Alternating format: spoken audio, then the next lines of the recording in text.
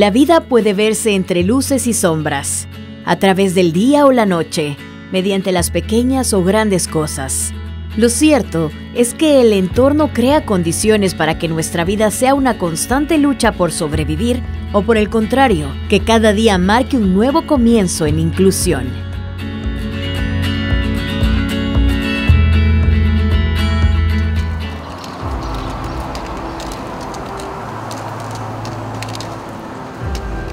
No es cierto que porque yo perdí la vista tengo la obligación de pedir en la calle, de pedir limosna, de andar implorando una moneda.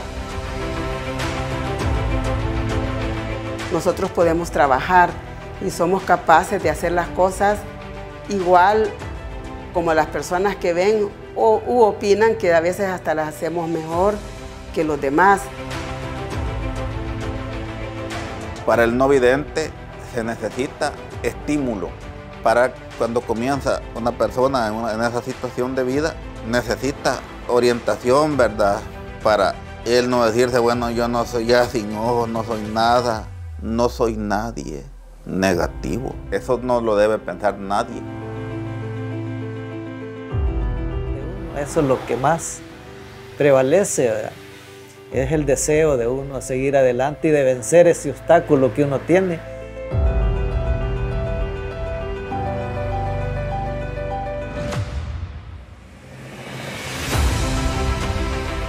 No es cuestión de ver, es fuerza interior.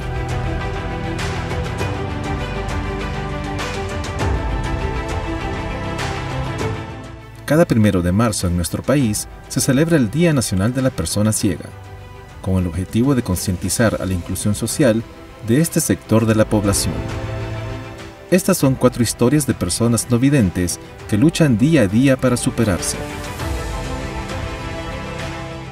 Amparo Cruz, masajista en la Asociación Nacional de Ciegos Salvadoreños.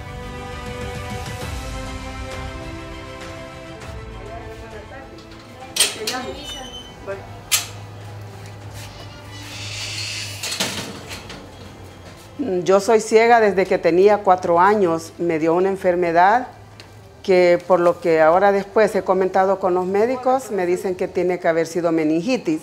En aquel momento la ciencia no estaba tan avanzada como ahora.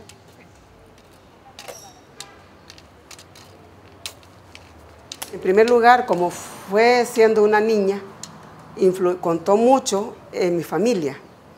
Gracias a Dios, mi familia, sin tener mayor conocimiento de qué era tener una persona con discapacidad, mis padres siempre me incorporaron a todo en la familia. Yo siempre participé.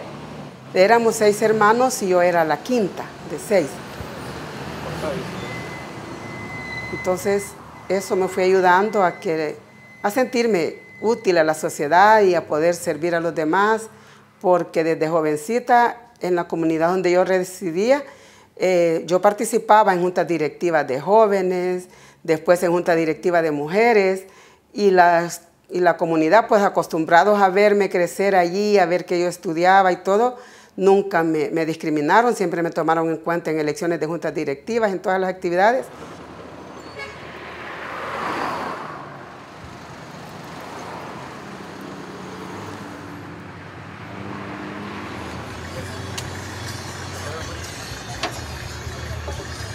¿Va por las pantallas? Gracias.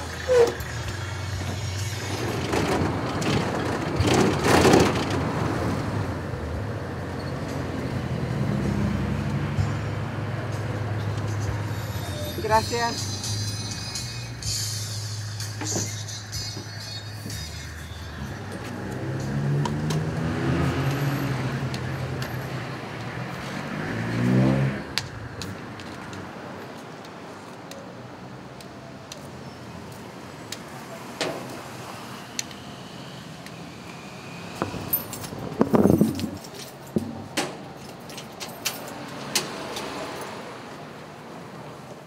A mí lo que me gusta de mi trabajo, lo que más me gusta es el poderle ayudar a las personas con mi trabajo, con mis manos, con el masaje, es el poderles poder quitar esos dolores que las personas traen, dolores musculares, que vienen agobiadas, mal de salud, que hasta a veces los médicos les dicen que es de puro estrés, que ya los medicamentos químicos no pueden hacer mucho.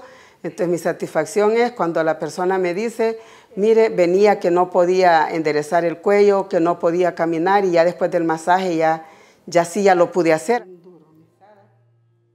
Decirles que las personas con discapacidad visual no pedimos que se nos regale nada, sino que lo que queremos son oportunidades. Necesitamos mucho también de la ayuda de las personas, que si venga una persona con discapacidad visual, quererse cruzar una calle, brindarle la ayuda, oportunidades de movilizarnos por las aceras sin obstáculos, sin carros parqueados, sin tragantes destapados, sin postes mal ubicados, sin aparatos de música con sonidos estridentes, y de los que movilizan transporte, la educación de ellos hacia nosotros, que se nos brinde la oportunidad de poder abordar un transporte. No pedimos que nos lleven de gratis, nosotros pagamos. Lo que necesitamos es que se nos dé la oportunidad, como a todas las demás personas, y que se nos trate como personas. Mario Ortiz, campesino.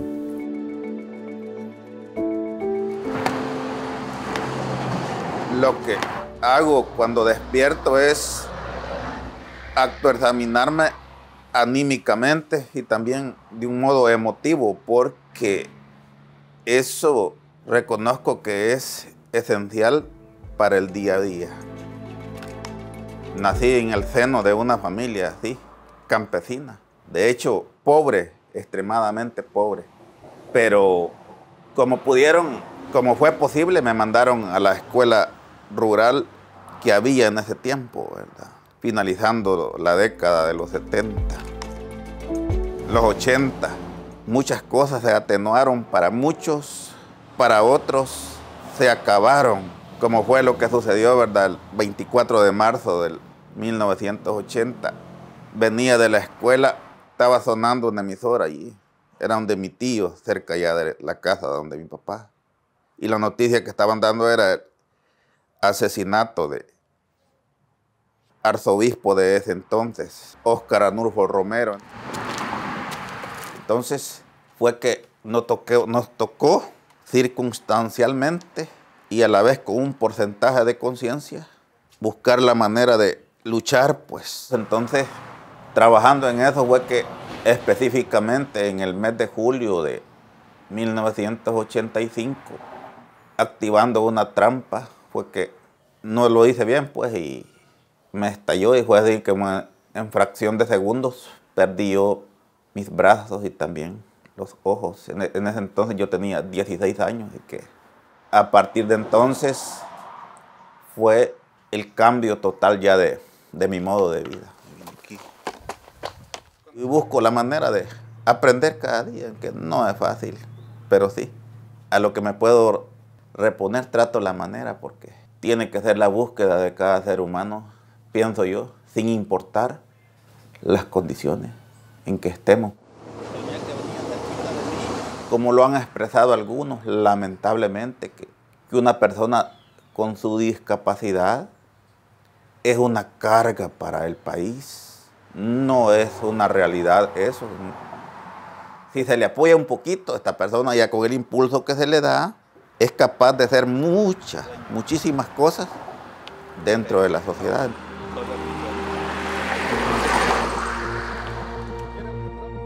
Nelson Barahona, contador de la Asociación Nacional de Ciegos Salvadoreños.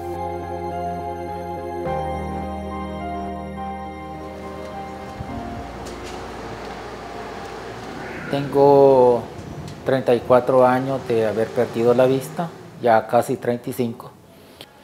Y la situación es difícil, o sea, de pronto el día se convierte en una noche eterna.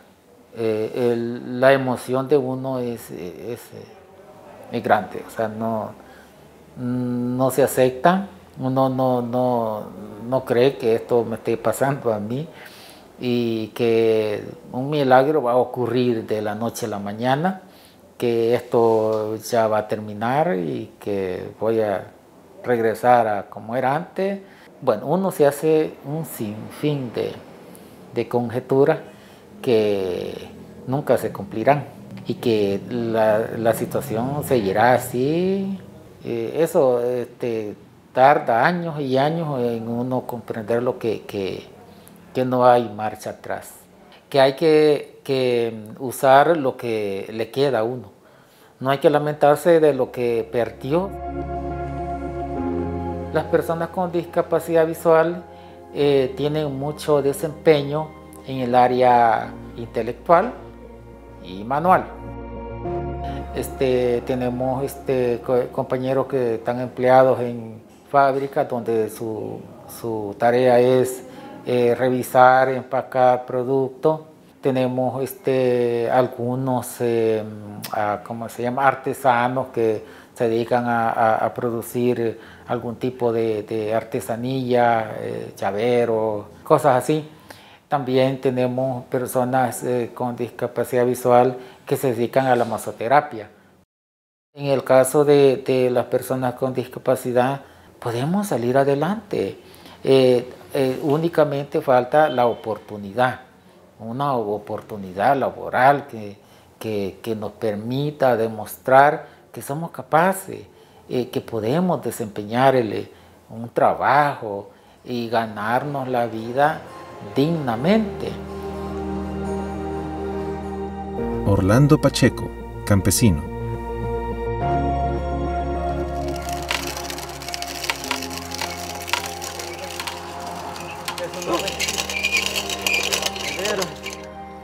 A pesar de no tener lo que es la vista, uno va desarrollando trabajos que le van costando a uno, pero conforme el tiempo va pasando, uno va adaptándose y va adquiriendo más capacidad en lo que está trabajando. Y las manos le van confirmando todo lo que yo voy pensándole. Ahí estamos. Cuando yo era joven, de la edad de unos 12 años, mi vida era la agricultura, más que todo. Trabajé aquí en esta hacienda y pues entonces vino el tiempo de la guerra, pues, y entonces aquí nosotros el cultivo que hacíamos acá era de maíz, ocreras, tabacalera, es lo que se cosechaba aquí, cañera. Una granada de contacto me explotó en lo que era el fusil, donde yo tenía el fusil así, me explotó así, me bañó la cara. Una granada de M79. Y entonces me vació lo que es el ojo derecho, el ojo izquierdo me lo dejó dañado. La imagen que más se me viene a la mente, casi que como ya son imágenes de guerra más que todo.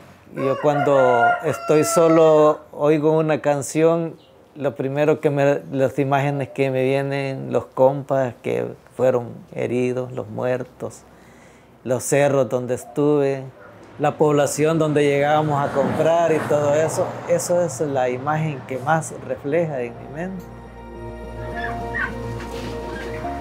Es imposible eso, pues el trabajo, conseguir trabajo, que alguien le dé trabajo.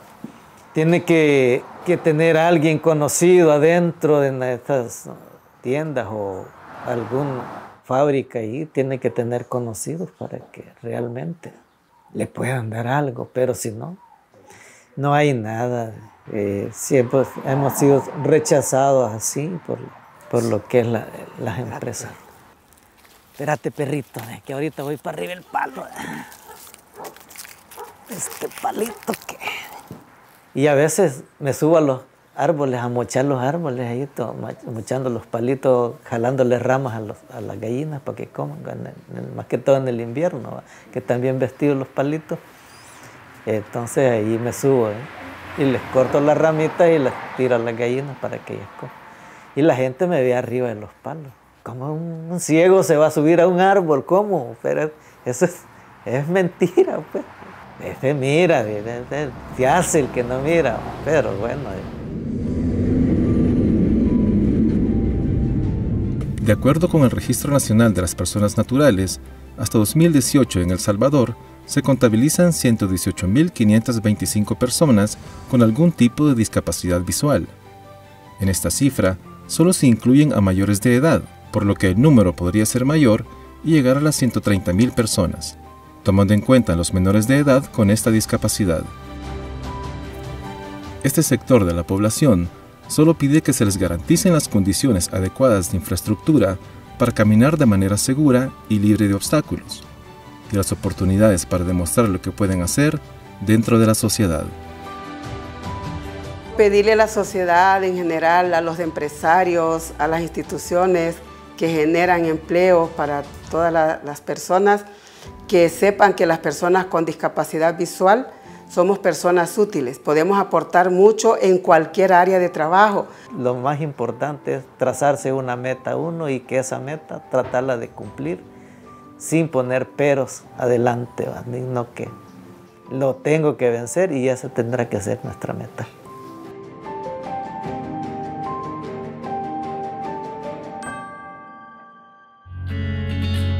A continuación, el editorial. El artículo 1 de nuestra Constitución afirma que es obligación del Estado asegurar a los habitantes de la República el goce de la libertad, la salud, la cultura, el bienestar económico y la justicia social. También el artículo 101 dice que el orden económico debe responder esencialmente a principios de justicia social que tiendan a asegurar a todos los habitantes del país una vida digna del ser humano. Sin embargo, poco se habla de esta obligación que tiene el Estado de asegurar la justicia social para sus ciudadanos. Mucho camino tenemos por recorrer para que podamos afirmar que en nuestro país vamos camino a alcanzar la justicia social a la que hace referencia nuestra Constitución. La justicia social significa la igualdad de hecho de todas las personas en el goce de los derechos humanos. Es decir, que si se vulnera algún derecho humano para alguna persona o grupo, no se puede hablar de justicia social. Tampoco hay justicia social cuando no se asegura a toda persona y a todo grupo humano gozar de los mismos derechos. Este es el caso de las personas no videntes y de las personas con otras discapacidades. Lamentablemente, estas personas, a pesar que las leyes les dan los mismos derechos que a cualquier persona y promueven su inclusión en el sistema educativo y a nivel laboral, la realidad es otra. Tienen muchas limitaciones para acceder a la educación, lo que condiciona su vida de forma permanente. Otros elementos que muestran la falta de justicia social en nuestro país son el desempleo y los salarios insuficientes para cubrir las necesidades de una familia y permitir una existencia digna del ser humano, o las grandes deficiencias que tienen la educación y la salud públicas que no alcanzan ni de lejos los niveles de calidad de los servicios privados, además de un sistema de previsión social que es excluyente y desigual. Por ello, es necesario que nuestro país siga la recomendación de Naciones Unidas, que propone que la justicia social sea la base para renovar el contrato social entre la población y el gobierno de cada país, y que se haga un esfuerzo por revertir la tendencia al aumento de la pobreza y la desigualdad. Y es que la justicia social es fundamental para el desarrollo inclusivo y para alcanzar los objetivos de desarrollo sostenible señalados en la Agenda 2030.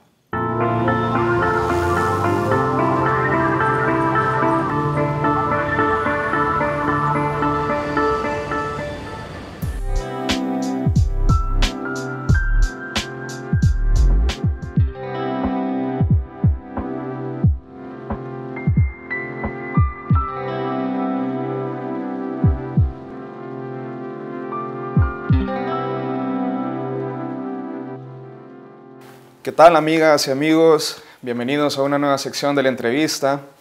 El 8 de marzo se celebra el Día Internacional de la Mujer Y pues bueno, nos parece pertinente poder hablar sobre las luchas que ellas llevan a cabo para poder conseguir la igualdad de género y también la defensa de sus derechos. Para eso tenemos a Ileana Álvarez, del Departamento de Economía de la UCA, a quien le agradecemos su tiempo y gracias por estar con nosotros. No, al contrario, muchísimas gracias por el espacio. Es un gusto pues compartir en este día y en el marco de esta importante fecha para la lucha de las mujeres, pues esperando que dejemos aquí inquietudes, ¿verdad?, para sus necesidades y demandas. Bueno, muchas gracias. Bueno, para entrar en materia, si nos podría compartir su apreciación de ¿cuál es el rol que la mujer desempeña en nuestra sociedad, tanto socialmente como económicamente? Sí, bueno, en primerísimo lugar, ¿verdad?, es importante decir que es un papel fundamental, tanto en lo social como en lo económico. Sin embargo, a mí me parece que para entender esta función, este papel de la mujer en El Salvador es necesario que sepamos de qué tipo de sociedad estamos hablando, ¿sí? Y pues es una organización que desde lo económico está marcado por dinámicas capitalistas y desde lo social pues por un orden patriarcal que determina mucho, ¿verdad?, este rol o este papel del que estamos hablando. Entonces, o sea, si lo hablamos desde este punto de vista, en lo económico podríamos pensar que no dista mucho el papel de una mujer con respecto al de un hombre en el sentido de un agente generador de ingresos, ¿sí?, emprendedor, ¿verdad?, que ayude en la acumulación de riqueza, ¿verdad?, que genere medios de vida, etc., ¿verdad? Y desde lo social, pues sabemos que ella es un poco más impositivo, ¿verdad?, y se espera pues, ¿verdad?, un comportamiento de las mujeres a la hora de generar el bienestar, de promover estándares morales, etc. Sin embargo, cuando, digamos, dejamos esta mirada más convencional sobre todo en lo económico, nos damos cuenta que esta percepción invisibiliza, ¿sí?, uno de los aportes más importantes de las mujeres a la reproducción, ¿verdad?, tanto social como económica, como es el trabajo de cuidados no remunerado, que se realiza sobre todo dentro de los hogares, ¿sí?, y con una sobrecarga para el caso de las mujeres en nuestro país. ¿Y por qué es importante destacar esto en una conversación de este tipo y sobre todo en el marco del 8 de marzo?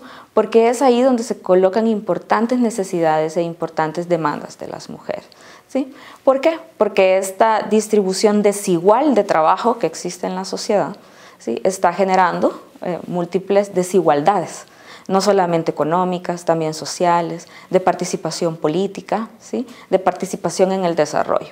Entonces es bien importante entender, ¿verdad?, que el rol, el papel de las mujeres en la sociedad no es solo lo que se ve o lo que podemos apreciar a simple vista, también es todo esto, ¿verdad?, que permite sostener la vida y que se está desarrollando sobre todo dentro de los hogares. Bueno, tal vez para ser un poquito más específicos, en el día a día, ¿cómo se podría identificar esa manifestación del atropello a los derechos de las mujeres y esa desigualdad que ellas viven? Sí, pues como mencionaba anteriormente, ¿verdad?, todas estas desigualdades en realidad son manifestaciones, ¿sí?, de inequidades más de corte estructural, podríamos decir. Y pues para mencionar puntualmente, estas se materializan en, por ejemplo, trayectorias de vida de las mujeres marcadas totalmente por trabajo de cuidados, pero que han sido sin valoración económica y sin valoración social, ¿verdad? Porque tampoco es una cuestión de demonizar los cuidados hay que ejercerlos, hay que realizarlos, son necesarios para la vida. También tenemos que cuando hablamos de trayectoria de vida, no solamente podemos pensar en mujeres adultas, también pensamos en que esto está afectando la vida de las niñas, de las adolescentes, de las mujeres adultas mayores.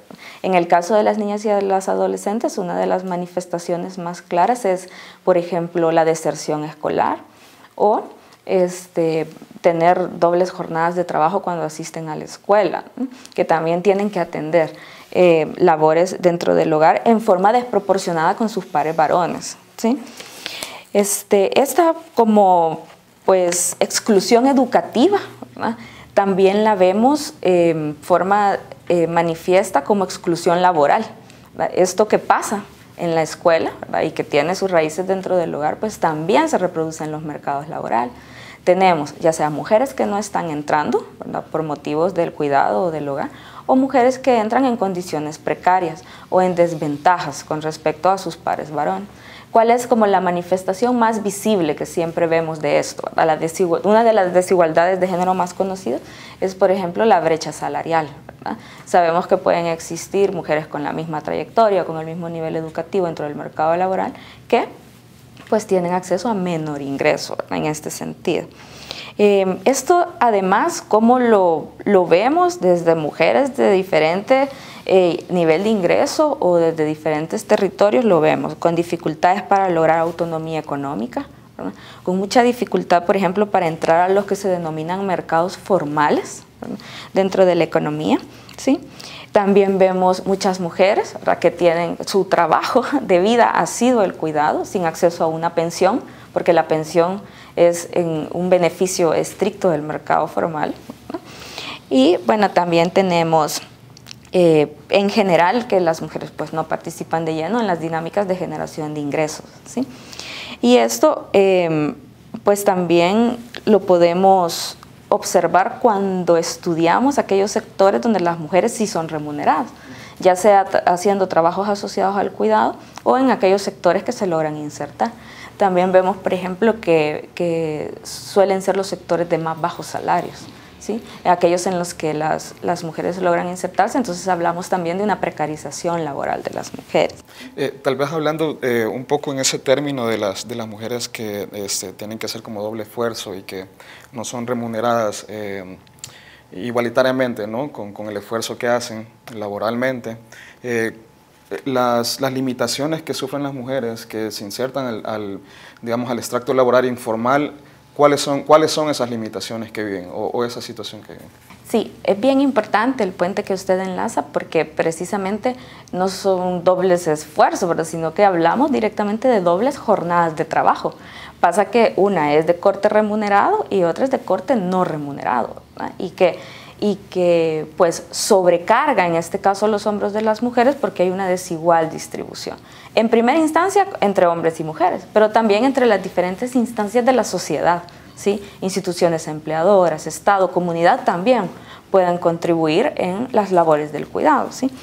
Y fíjense que con el tema de bueno, este trabajo que se considera que se realiza en el sector informal,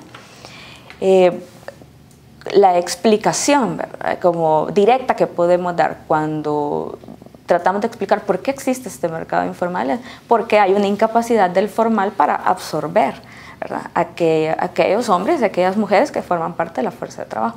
Sin embargo, cuando profundizamos, ¿verdad?, en el por qué las mujeres se encuentran mayoritariamente dentro del mercado informal, también logramos entender, si queremos desde un análisis más feminista, que es ahí donde muchas mujeres logran una fuente de ingreso que además sea compatible con su jornada del cuidado, ¿sí? No es fortuito para el caso, ¿verdad?, que cuando analizamos en El Salvador por categoría ocupacional, los hombres encabezan, por ejemplo, los trabajos asalariados permanentes y temporales. Sin embargo, y los encabezan muy por encima de las mujeres. Sin embargo, cuando vemos qué encabezan las mujeres, muy por encima de los hombres, encontramos las ocupaciones por cuenta propia con o sin local, los servicios domésticos, los cuidados de familiares no remunerados, ¿sí?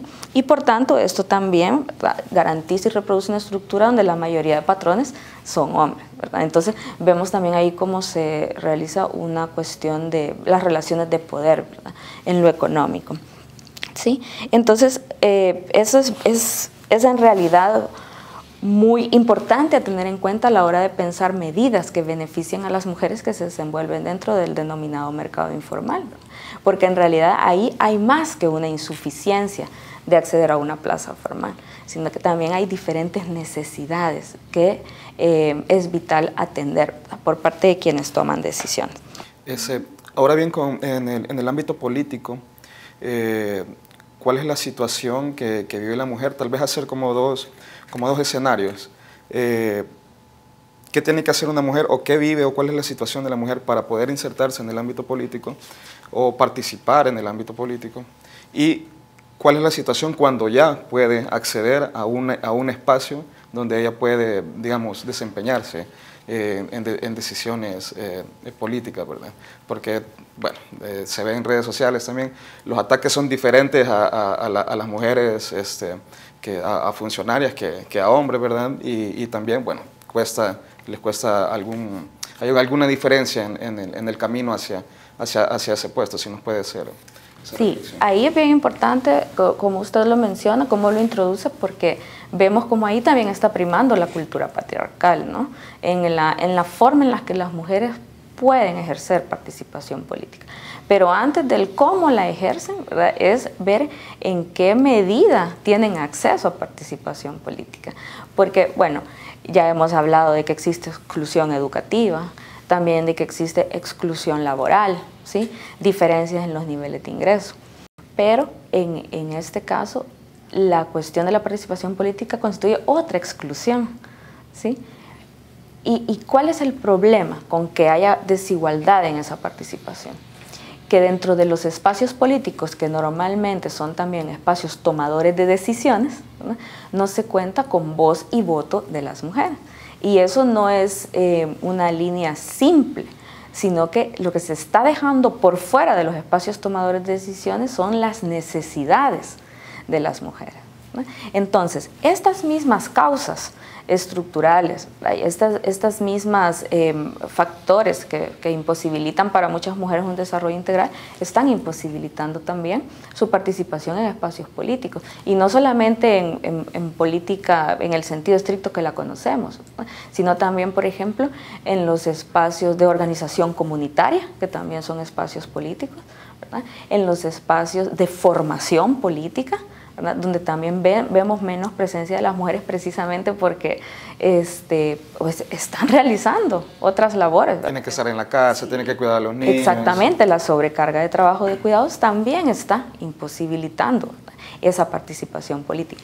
Pero ¿qué pasa? Que es evidente, ¿verdad?, y en el marco del 8 de marzo se reivindica el tema de la necesidad de reconocer a los cuidados como esta labor esencial, ¿no?, pero sobre todo la necesidad de redistribuir ese tiempo de trabajos, ¿verdad? ¿Por qué? Porque en la medida que se reduzca el tiempo de trabajo de las mujeres, ¿verdad?, que se reconozca la importancia de ese trabajo y que se redistribuya entre toda la sociedad, entonces se puede pensar en liberar los tiempos de las mujeres, y aquí identificando todos los tipos de necesidades, todos los tipos de territorio donde encontramos mujeres cuidadoras, ¿sí?, para que se pueda entonces materializar en los espacios políticos las necesidades reales, ¿sí? Uh-huh. Ahora bien, para finalizar, ¿cuáles son, digamos, las medidas que, o primarias o que más se necesitan tomar a su criterio para la defensa de los derechos de las mujeres y de las niñas en nuestro país? Sí, mire, aquí es bien importante, porque vemos que esto no es automático, ¿verdad? Requiere transformaciones económicas, sociales, culturales, ¿verdad?, y de otra índole. Serían medidas integrales, digamos. Sí, sin embargo, sí podemos pensar, ¿verdad?, en escenarios de corto, mediano y largo plazo. Y para el corto y mediano plazo, ¿verdad?, desde las diferentes instancias feministas, la academia más crítica, ¿verdad?, hemos propuesto puntualmente la corresponsabilidad social en los cuidados, en la idea de la redistribución de los tiempos, ¿sí? Para esto se necesitan políticas concretas dentro de los mercados laborales, ¿verdad? Por ejemplo, esquemas no contributivos que permitan recompensar a las mujeres que han cuidado toda su vida sin ningún ingreso, ¿sí? Pensar en jornadas diferenciadas de trabajo, ¿verdad?, para que tanto hombres como mujeres puedan atender necesidades del cuidado, que no solamente son de niños y niñas, también de personas adultas mayores, personas con enfermedades, personas con discapacidades, infraestructura por parte del Estado que permita descargar los hombros de las mujeres en este sentido, ¿no? Y esto, como le decía, como a corto y mediano plazo. Sin embargo, ya también desde las diferentes instancias, ¿no?, y esto sobre todo porque esto es parte de una crisis que denominamos la crisis multidimensional de los cuidados. Entonces, desde los diferentes espacios también, dado que esta crisis fue de las múltiples que se profundizaron con la pandemia, ¿verdad? También ya se habla de la necesidad de cambiar el paradigma de bienestar y de desarrollo, y ya se habla de construir sociedades del cuidado, ¿verdad? Donde medidas como la corresponsabilidad social es una de las llaves que abre las múltiples puertas para pensar una sociedad diferente, ¿verdad? Donde la clave es sustituir totalmente, ¿verdad?, el paradigma actual que tiene al mercado al centro, al dinero al centro, y colocar al centro los cuidados de la vida, ¿sí? Esto, como le digo, es una cuestión de un horizonte más a largo plazo, pero que permite ir cambiando como estas nociones que tenemos acerca de los cuidados y que beneficiaría directamente a las mujeres, pero sabemos que a la sociedad en general también. Bueno, Eliana, le agradecemos mucho por su tiempo y por acompañarnos en esta ocasión. Muchísimas gracias a ustedes. Amigas y amigos, esperamos de que haya sido de su gusto esta información, esta entrevista, y siga con más de Miradas.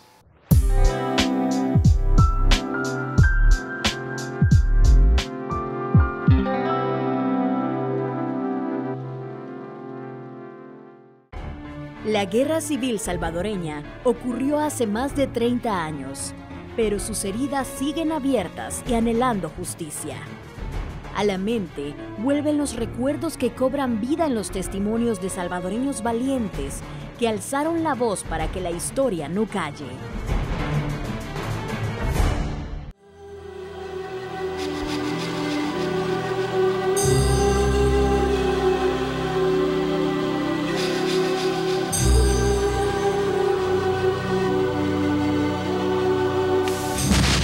Durante el conflicto armado, la población civil salvadoreña fue objeto de masacres. La zona de Sinquera, en el departamento de Cuscatlán, fue escenario de fuertes combates y operativos del ejército. La masacre de San Francisco Echeverría y La Tigra se dio los días 19 y 20 de julio de 1984, cuando efectivos del batallón Atlacatl asesinaron cerca de 70 personas que habitaban la zona.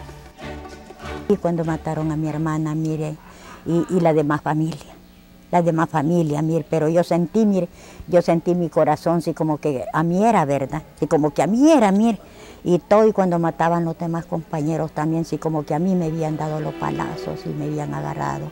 A mí, sí, más me matan también, mire. La población civil huía del operativo cuando el ejército los capturó y asesinó. Los cadáveres fueron quemados y luego enterrados en una fosa.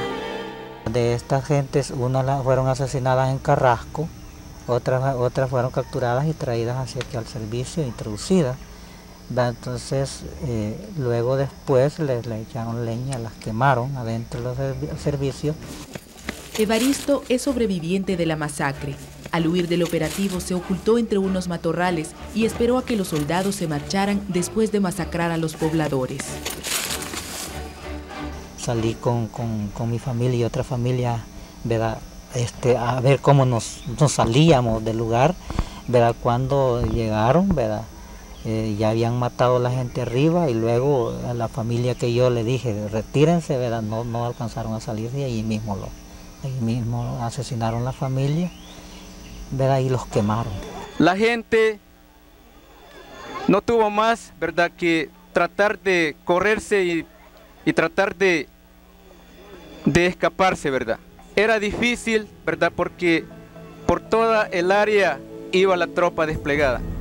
Cada año se conmemora esta masacre con una vigilia y actos culturales en donde se recuerda a las víctimas. Aquí asisten los pobladores de los cantones aledaños que lograron sobrevivir y los que perdieron a sus familias. Quiero hacer memoria, ¿verdad?, de aquel día 19 de julio de 1984, cuando el operativo del batallón Atlacatl entró a esta zona de Tejutepeque, Jutiapa y Sinquera. Perdonar tal vez podremos, olvidar jamás, porque son nuestros hijos los que cayeron y nuestros padres, toda nuestra familia, de quedarnos nosotros solas y olvidar jamás olvidaremos. En este lugar se guarda el testimonio de lo ocurrido a través de las osamentas y la ropa de los masacrados. Es aquí donde se recupera la memoria histórica de los pueblos que vivieron el conflicto de cerca. Antes de la masacre, la población masculina ya había escapado para conservar su vida, ya que según los habitantes de San Francisco Angulo, eran vistos como elementos subversivos y eran blanco de la fuerza militar. Las mujeres sufrieron solas y en carne propia el ataque. Uno de ellos llegó a la puerta de la casa y me dijo, señora y su marido. Yo estaba cocinando y cuando yo volví a ver, me dio el primer balazo. Me dieron 2 balazos. Uno de los balazos me atravesó todo y me destrozó el hígado. Cuando yo ya vine, ya no estaba viva, estaba muerta. Y ya todas muertas. Y iba a las otras casas para arriba, todas, en las casas adentro, fíjate. Los cuerpos de las víctimas fueron sepultados en varios puntos de la comunidad por sus propios familiares y en octubre de 2005 comenzaron a realizar exhumaciones para darle sepultura. Yo escuché cuando mataron aquí a las señoras que estamos exhumando en este momento, a los gritos de ella, las otras señoras vecinas y 2 señoras más que eran de la otra comunidad, de las Lomas de Angulo. Yo vi cuando los hombres le dispararon. Mataron a mi hija, a mi nieta y a mi hija en la misma casa, dejando un niño y mi nieto de 4 meses. Las exhumaciones han traído el recuerdo de esos años de guerra, en los que la vida en San Francisco Angulo era una amenaza de muerte constante. Mi hija dejaba 5 hijos varones. Ellos pudieron defenderse bajo los niños. Sí. La masacre no duró más de 20 minutos, pero el recuerdo de quienes perdieron a miembros de su familia durará por siempre.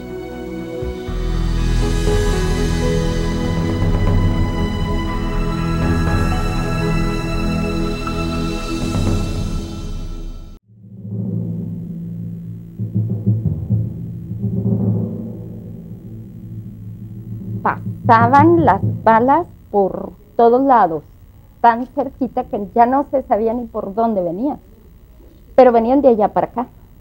En eso, cuando nos percatamos que de este lado estaban también los soldados.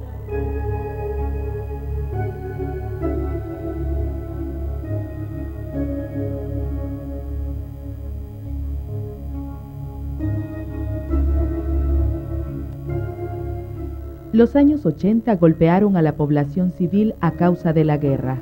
Comunidades del norte de Chalatenango como Nueva Trinidad, San José Las Flores, Arcatao y otras vecinas sufrieron la crueldad de este conflicto. Yo tenía un radito que era onda larga, onda corta, y casualmente caminando rumbo al taller iba yo colocando una estación cuando de pronto, no sé cómo, un milagro, no lo sé, pero ya apareció una voz que decía, tira la bomba al tamarindo, tira la bomba al tamarindo. Así se oía, que una voz militar le gritaba a alguien.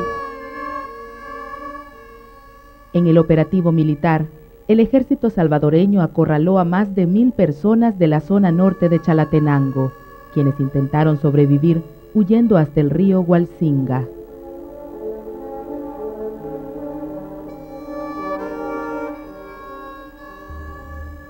Y en eso apareció un avión pequeño que le decíamos la avispita, tirando a la loca a una población que éramos maestros populares, campesinos, campesinas organizados con alto sentido de la vida. Estamos hablando de que en términos de 15 minutos nosotros sacamos la gente a como hubo lugar de esas casas. Allí eran mujeres, niños, ancianos y empezamos a caminar rumbo al río Zumpul. Y bueno, ahí nos agarró la noche. La persecución del batallón Atlacatl inició el día 27 de agosto. Habitantes de las comunidades de Aldeitas, El Tamarindo, Honduritas, El Conacaste, entre otras, caminaron por más de 24 horas buscando sobrevivir. Y decíamos, ¿para dónde vamos? Nosotros íbamos caminando rumbo a Nueva Trinidad. Y fue así como llegamos hasta ese río que se llama el río Hualcinga. Ahí nos vuelve a amanecer en ese río. Nosotros nos quedamos en una vaguada con el agua hasta la cintura y teníamos a los niños aquí en el cuello, ¿verdad? Para que no se nos ahogaran. Entonces estaban dormidos encima de nosotros y nosotros en vigilancia porque sentíamos que ya llegaban los soldados y que a todos nos iban a matar ahí nomás.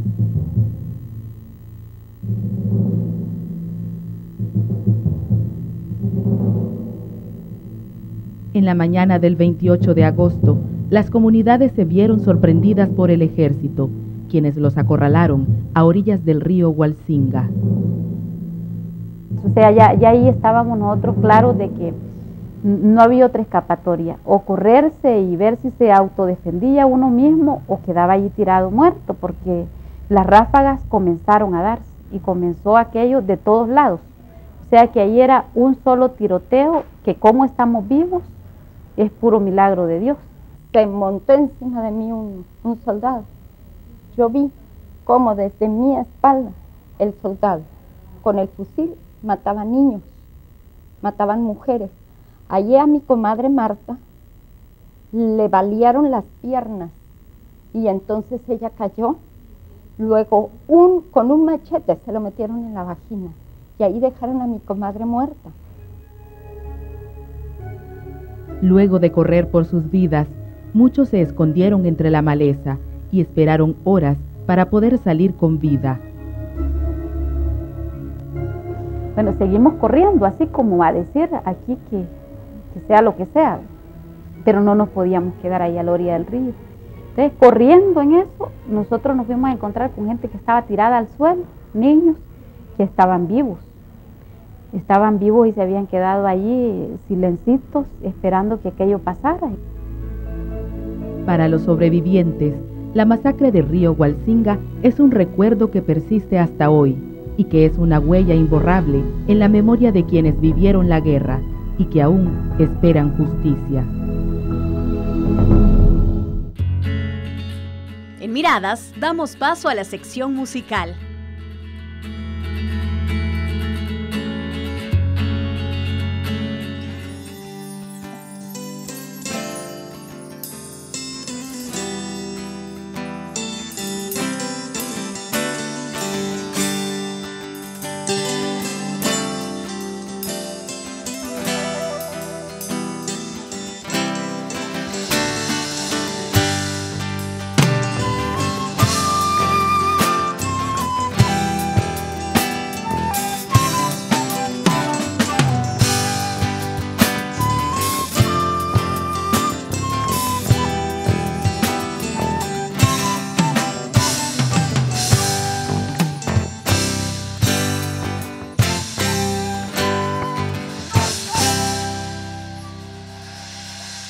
Siglos de vidas perdidas, las manos rotas, dolor, las esperanzas vencidas, asesinado el amor, gritos de un pueblo profeta que rompen sueño y fronteras, van cayendo las caretas que han ocultado a las fieras, la sangre de los valientes nuestra tierra inundará, sus rostros siempre presentes, nuestro pueblo llorará.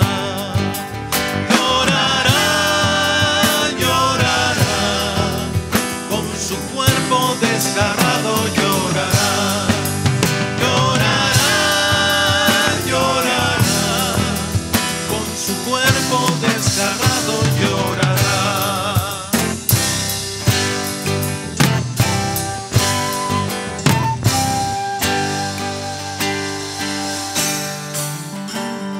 Siglos de ansiada venganza en nuestra tierra pipil,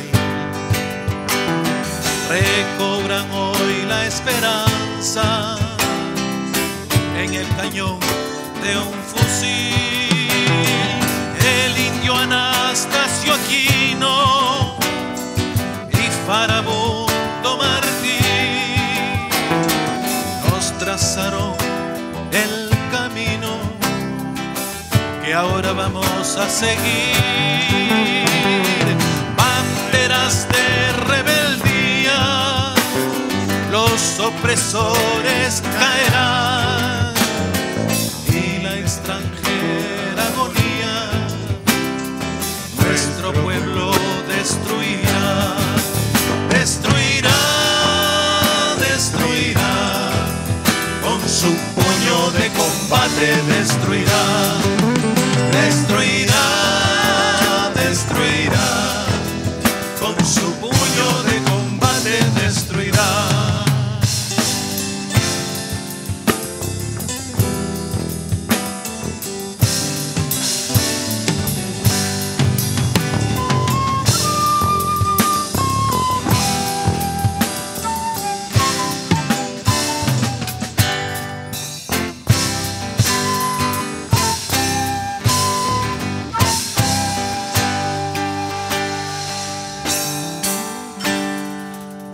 Amaneciendo ya el día, sol rojo de redención, a reconstruir la alegría, brota la nueva canción.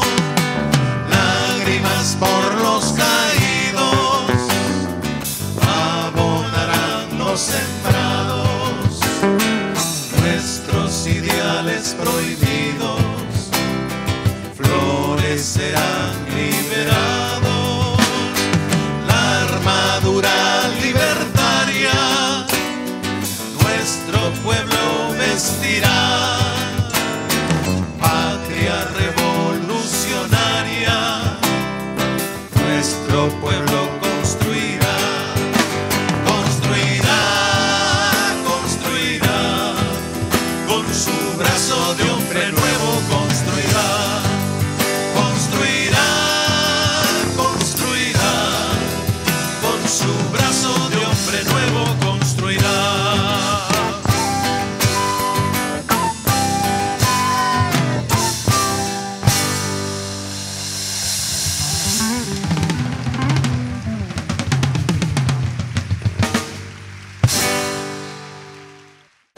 No se pierda la próxima emisión de su programa Miradas. Sinceramente yo veía eso de los paneles solares como algo inalcanzable, algo que yo no pudiera adquirir. Yo pensaba que eso era para alguien que tenía mucho dinero, o solo para empresas, o solo a nivel gubernamental.